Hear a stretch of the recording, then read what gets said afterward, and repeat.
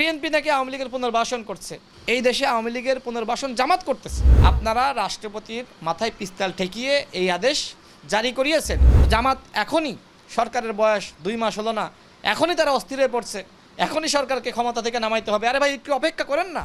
আওয়ামী লীগ যদি ফিরে আসে, বিএনপি তো ক্ষতিগ্রস্ত হবেই, তার থেকে বেশি জামাত ক্ষতিগ্রস্ত হবে। আওয়ামী লীগ 16 বছরে যা করে নাই, বিএনপি 6 মাসে তাই করেছে। এ ধরনের কথাবার্তা বলছিল না, তারপরেও তো বিএনপিকেই মানুষ ভোট দিয়েছে। কারণ এদেশের জনগণ জানে রাষ্ট্রীয় পরিচালনার অভিজ্ঞতা একমাত্র বিএনপির রয়েছে, এবং এই গণঅভ্যুত্থানের পরে রাষ্ট্র আসলে ভঙ্গুর অবস্থায় রয়েছে।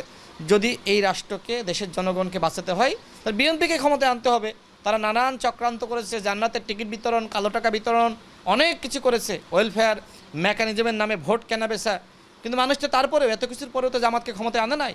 তো জামাত এখনই, সরকারের বয়স 2 মাস হলো না, এখনই তারা অস্থির হয়ে পড়ছে, এখনই সরকারকে ক্ষমতা থেকে নামাইতে হবে। আরে ভাই, একটু অপেক্ষা করেন না। গণঅভ্যুত্থানের হুমকি দিয়ে তো আসলে লাভ হয় না। আর বিএনপি কি গণঅভ্যুত্থানের বাইরের সরকার? এই গণঅভ্যুত্থানে বিএনপির ভূমিকা আছে, জামাতের ভূমিকা আছে। মাথায় রাখতে হবে যে আপনি এই গণঅভ্যুত্থানের শক্তিকে বিভক্ত করে আপনি কোনোভাবেই তার পতন ঘটিয়ে ক্ষমতা আসতে পারবেন না। কারণ বিএনপি বাংলাদেশের বড় একটি দল, অবশ্যই জামাতের থেকে অনেক বড় দল। নির্বাচনের মধ্য দিয়ে আমরা দেখেছি যে জামাত যে পরিমাণ ভোট পেয়েছে তার থেকে 20% প্রায় বেশি ভোট পেয়েছে। সুতরাং আজকে যদি আপনি বিএনপিকে হুমকি দেন, তাহলে বিএনপিকে আঙুল চুষবে। বিএনপি রাজপথে নেমে রাজনৈতিকভাবে মোকাবেলা করছে না, এটা বিএনপির উদারতা। এই উদারতার প্রতি আপনাকে সম্মান জানাতে হবে। কিন্তু আপনি যদি মনে করেন যে উদারতার কারণে আমি দুর্বলতা অনুভব করছি, সুতরাং হটাও বিএনপি, হটাও করো আন্দোলন, এটা তো সম্ভবপর নয় ভাই। বিএনপি কাউন্টার কোনো প্রোগ্রামে যাচ্ছে না, এটা ভালো দিক। এই জন্য বিএনপিকে আপনাদেরকে ধন্যবাদ দেওয়া উচিত।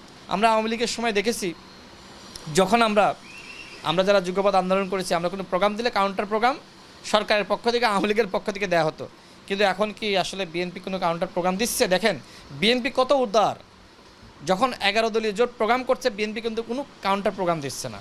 বিএনপির কথা হলো যে আপনি সংসদে কথা বলেন, আপনি বাইরেও কথা বলেন, আমাদের আপত্তি নাই, কিন্তু আপনি এমন কোনো কাজ করেন না যার কারণে সেই পুরনো ফ্যাসিস্ট আবার ফিরে এসে আপনাকে সবল দেয়। মাথায় রাখবেন, আওয়ামী লীগ যদি ফিরে আসে, বিএনপি তো ক্ষতিগ্রস্ত হবেই, তার থেকে বেশি জামাত ক্ষতিগ্রস্ত হবে, যেটা কিন্তু জামাত ওই সময় টের পেয়েছে। এখন যদি আপনি বিএনপিকে হটিয়ে আপনি নিজে ক্ষমতায় যাওয়ার একটি চক্রান্ত করেন, তাহলে কি আসলে আওয়ামী লীগ বসে থাকবে? আওয়ামী লীগ একটা সুযোগ খুঁজতেছে, এবং সেই সুযোগ যদি জামাত করে দেয়, জামাত কিন্তু বিপদে পড়বে। জামাতের আমিরের বক্তব্য শোনেন, তারাই আন্দোলন করলো আওয়ামী লীগ নিষিদ্ধ করার জন্য, করে নাই? এনসিপি করলো। আবার সেই জামাতের আমির যখন আওয়ামী লীগ নিষিদ্ধের অধ্যাদেশ সামনে আসলো, তখন তিনি বলেন যে মাননীয় স্পিকার, আমরা কি আর 2-1 দিন সময় পেতে পারি না? What is this? আওয়ামী লীগের প্রতি আপনি তো প্রেম ভালোবাসা দেখাচ্ছেন। আপনি বিএনপিকে বলেছিলেন যে বিএনপি নাকি আওয়ামী লীগের পুনর্বাসন করছে। জামাতের আমিরের বক্তব্যের মধ্য দিয়ে প্রমাণিত হলো এই দেশে আওয়ামী লীগের পুনর্বাসন জামাত করতেছে। বিএনপি তার যে রাজনৈতিক অবস্থান, সেই অবস্থানে বিএনপি সঠিক পথে রয়েছে, আর জামাত 71-এ ভুল করেছে। তারা ওই যে এরশাদের অধীনে নির্বাচনে গিয়ে তখনও ভুল করেছে। তারা এরপরে আওয়ামী লীগের সাথে জোট করে বিএনপি হটানোর আন্দোলন করে তখনও ভুল করেছে। তারা এখনও ভুলের মধ্যে আছে। এই যে ঐতিহাসিকভাবে ভুল করা, এই অভ্যাসটা জামাতের রয়েছে। আমি জামাতকে বলবো, কারোর ফাঁদে পড়ে এইভাবে একের পর এক ভুল করেন না। আপনারা তো নির্বাচনের আগে পিয়ারের দাবি, অমক দাবি, তমক দাবি, কোনো দাবি বাস্তবায়ন হয়েছে? এনসিপির আহ্বায়ক নাহিদ ইসলাম নিজেই বলে গেছে, এদেশের মানুষ জামাত ইসলামের নেতৃত্বকে গ্রহণ করবে না। নির্বাচনের সময় প্রমাণ হয়েছে, এখন আন্দোলন করতেছে, এখনও প্রমাণ হচ্ছে। অর্থাৎ নাহিদ ইসলাম যে ভবিষ্যৎবাণী করেছিলেন জামাতকে নিয়ে, সেই ভবিষ্যৎবাণী বারবার কিন্তু প্রমাণিত হচ্ছে। এই কথাগুলো তো আমাদের না। আজকে হয়তো ক্ষমতার ভাগাভাগির জায়গা থেকে আপনারা একটা জায়গায় এসেছেন, কিন্তু আমরা দেখেছি অভ্যুত্থানের পরে এনসিপির সাথে জামাতের বিতর্ক বেশি হয়েছে, ক্ষমতার ভাগাভাগি নিয়ে রেষারেষি বেশি হয়েছে, বক্তব্য পাল্টা বক্তব্য। যখন নাহিদ ইসলাম একটি স্ট্যাটাস দিয়েছিলেন জামাতকে নিয়ে, তখন জামাতের সাধারণ সম্পাদক তিনি কি বলেছিলেন, বাপের থেকে বেশি বাইরও না। আজকে বাপ ছেলে এক হয়ে গেছে, তো এখন এক হয়ে এখন বিএনপি হটানোর আন্দোলন করছে। তো বিএনপি হটানোর আন্দোলন করলে তো বিএনপি আসলে বসে থাকবে না। বিএনপি যখন আপনি চূড়ান্তভাবে হটানোর জন্য মাঠে নামবেন, তখন বিএনপির নেতাকর্মীরা মাঠে নামবে, দেখা যাবে কার শক্তি বেশি। বিরোধী দল হিসেবে জামাত এবং এনসিপির যে রাজনৈতিক কার্যকলাপ, সেটা আপনারা কীভাবে দেখছেন? যারা অপোজিশন, তারা তো আসলে এই ধরনের বিরোধিতা করবেই, এটা তাদের রাজনীতি। কিন্তু ওই যে বিরোধিতার জন্য বিরোধিতা, ভালো কাজের বিরোধিতা, এটা আসলে ঠিক না। বরং ভালো কাজের প্রশংসা করেন, আর সরকার যদি কোথাও ভুল করে সেটার আপনি সমালোচনা করেন। এইটাই গণতন্ত্র।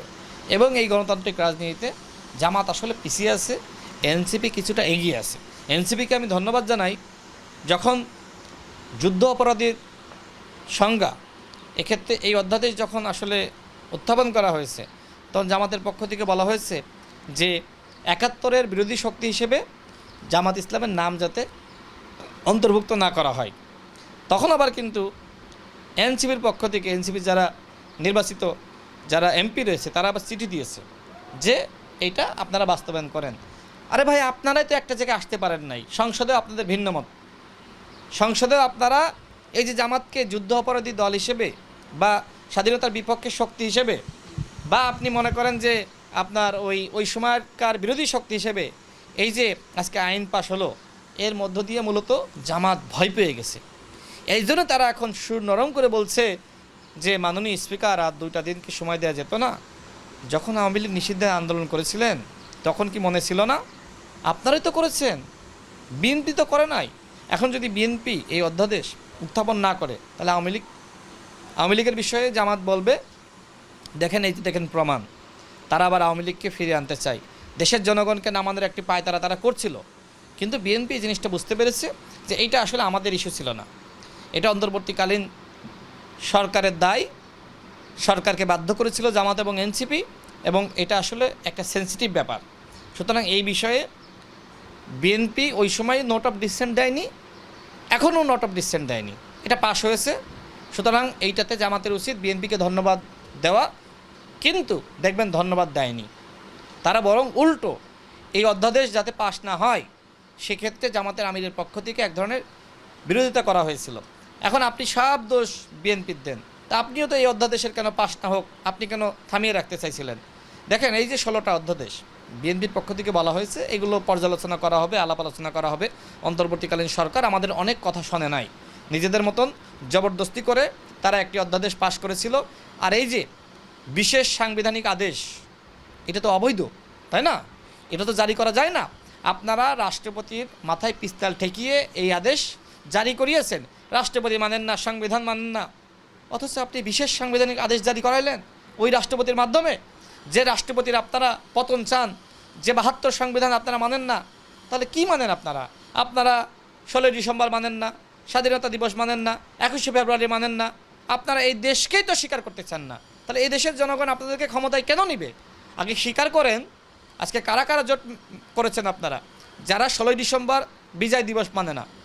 আগে তো আপনার এই অবস্থানগুলো ক্লিয়ার করতে হবে, আপনাকে তো 71কে স্বীকার করতে হবে। আপনার ভুল হইলে আপনাকে বলতে হবে যে আমি ভুল করেছিলাম, ওই সময়কার নেতৃবৃন্দ ভুল করেছিল, ওই সময়কার জামাত ভুল করেছিল। সুতরাং আপনি স্বীকার করবেন না, আর আপনি বলবেন যে ক্ষমতায় নাও। অবস্থান পরিষ্কার না করলে, মানুষ স্পষ্ট না হলে তাদেরকে দেশের মানুষ কখনোই ক্ষমতায় আনবে না।